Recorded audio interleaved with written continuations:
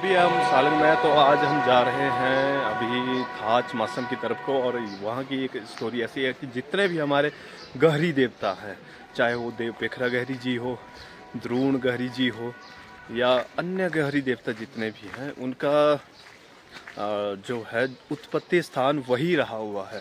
तो अभी हम यहाँ से आगे को जाने के लिए गाड़ी करेंगे और वहाँ से जाएंगे हम थाच मासन को।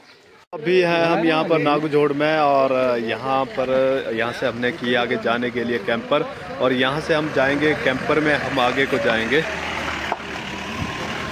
इस रोड पर। और यहाँ पर देखो हमें संजू भाई मिल गए हैं अपने कासला से। तो अभी हम यहाँ पर पहुँच चुके हैं थाच मासन में, और यहाँ से हम जाएंगे आगे देवताओं के मंदिर में।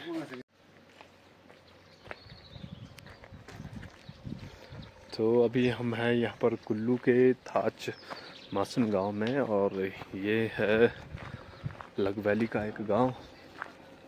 और यहाँ देख सकते हैं आप कितने प्यारे प्यारे ये पुराने घर हैं।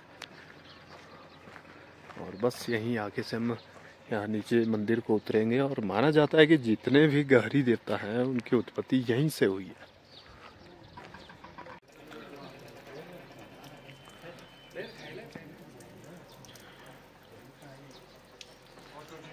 तो ये है यहाँ पर मंदिर।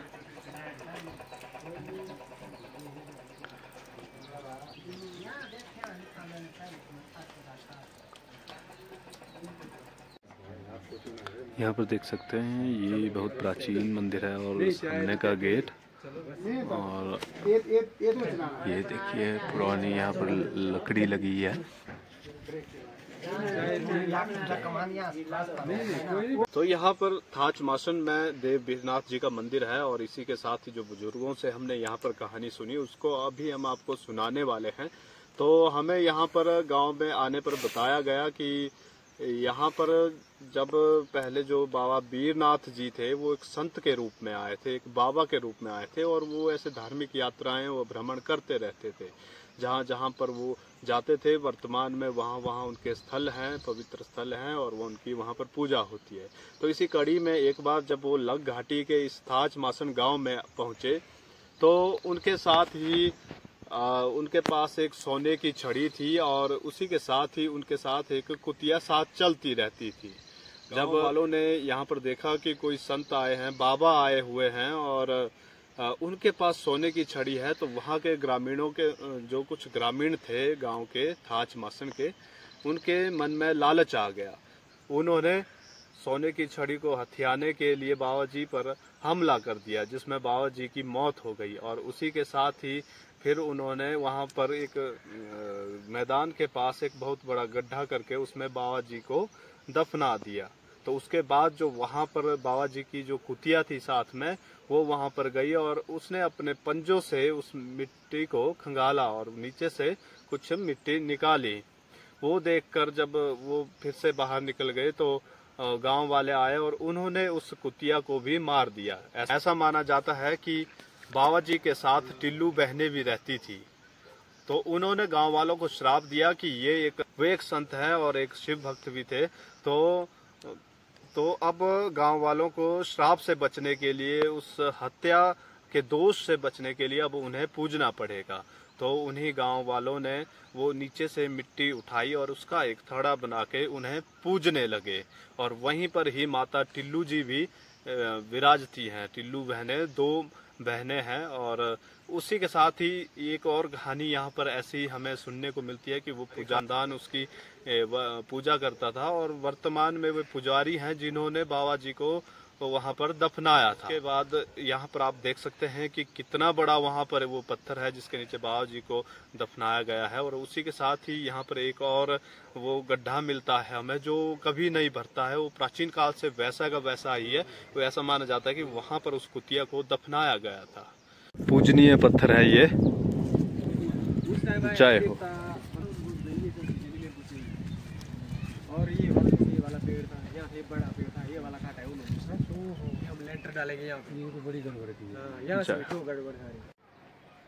अभी हम उस जगह पर पहुंच चुके हैं जहाँ पर सभी जो देवता हैं हमारे गहरी देवता जी, जो उनका उत्पत्ति का स्थान यहीं पर रहा है। और ये देख सकते हैं यहाँ पर कितना बड़ा ये देवदार का पेड़ है, और उसी के साथ ही अगर आप यहाँ पर मंदिर को देखते हैं तो कितना सुंदर ये मंदिर है, ये देखिए।